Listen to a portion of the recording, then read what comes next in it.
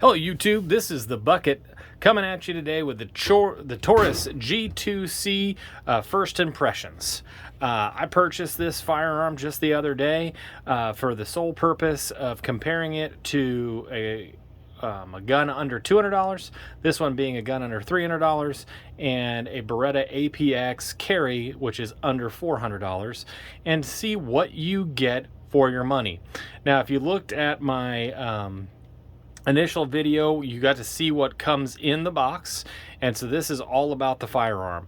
This gun is a steel alloy slide with a steel barrel and a polymer grip. This gun is a double action, a single action gun. It has second strike capabilities. The barrel is 3.2 inches. The slide is, or the overall length is 6.3 inches. The overall height is 5.1 inches, and the overall width is 1.2 inches. This comes with 3-dot white sights. You can go to the website and order this gun with night sights.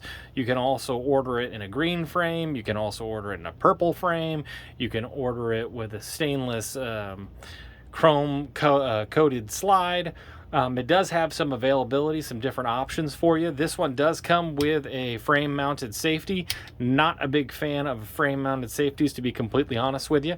Does come with two 12-round double stack magazines that do, as you can see, drop free pretty easily. It does come with a loaded chamber indicator.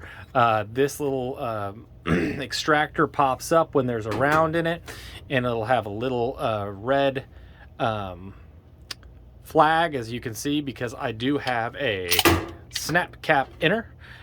So when you don't have a round in the chamber, it looks like this. It's flat. One of the benefits of a loaded chamber indicator like this particular one is when you don't have it ready to go, it is flat.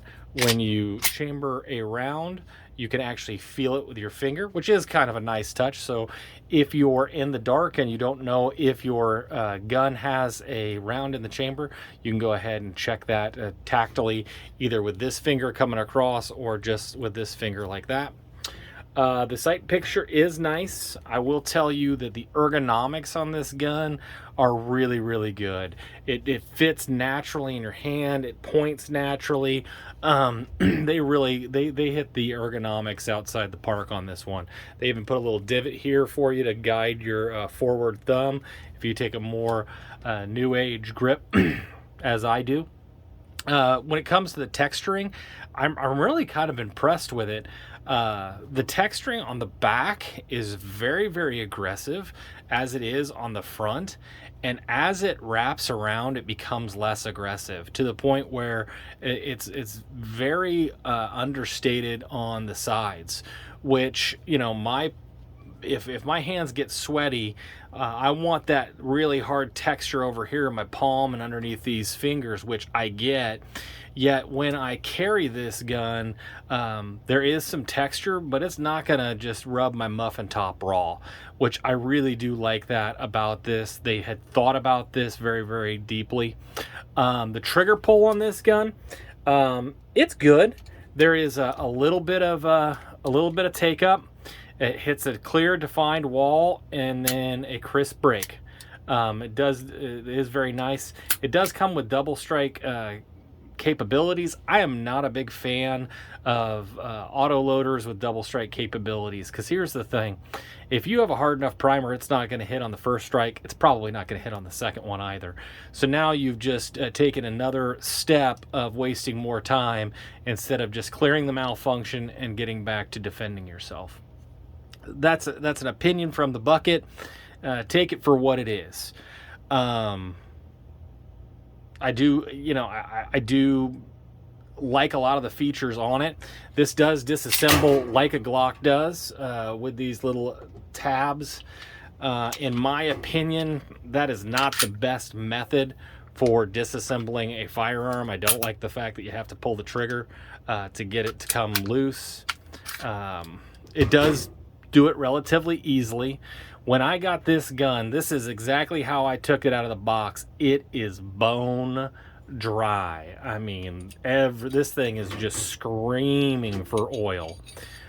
You could see somewhere, to some degree, where some of your discount comes in, because out of the box you can see that rub is starting to rub on the barrel. This is going to show wear very, very early on. It has a matte finish on it. It's not shiny. It's not bad, but it's just you're not getting some of those extra touches that you would with a SIG. The machine work on it's very nice, but even here you can see it's already starting to rub. It's already starting to rub over there. We're starting to lose some of that matte finish that they put on it.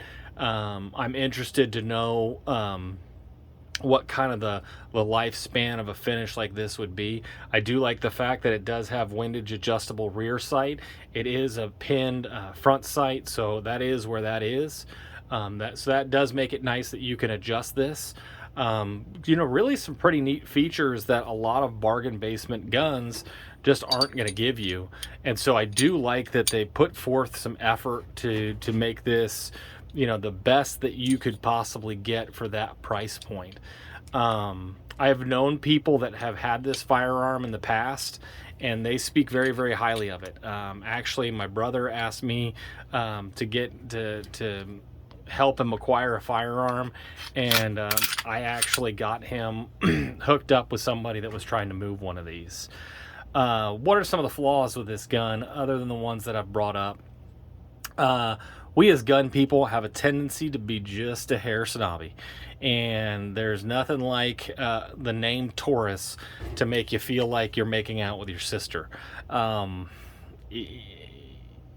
that's sad, because it has a tendency to make people feel like if they have a Taurus, if that's what they can afford, that they're in some way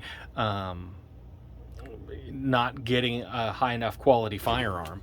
From everything I've heard from everybody, this firearm runs. This firearm is reliable. Like I said, it feels great in the hand. It's clear that they put some time and energy into the trigger, which I don't think that's going to impede somebody from being able to put the bang bangs, put the pews where they belong. And so, you know, I think anybody that purchased this firearm should not be ashamed of what they got. I think that this is a capable firearm from everything I'm seeing on this first impression. I'm looking forward to taking it to the range and seeing if this runs, if it's reliable. I'm going to have to oil her up really, really good because it came extremely dry.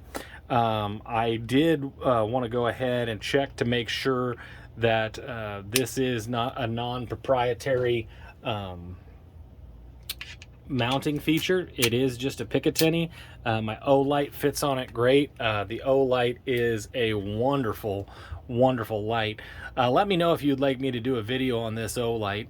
So now we've got the ugly, the C9 is done. We've got the bad, the G2c it's done, and I will start working on the good, the Beretta APX carry, and see how that one measures up to the other guns. If you like what you heard today, go ahead and hit that like button. If you have any questions or things that you'd like to see me do specifically with this G2c, go ahead and put that in the comments below. If you know somebody that's thinking about buying a conceal and carry a handgun and you think this information might go good for them, go ahead and share it with your buddies. This is the Bucket signing off. Stay classy, YouTube. I learned a lesson. Never half-ass two things. Whole-ass one thing.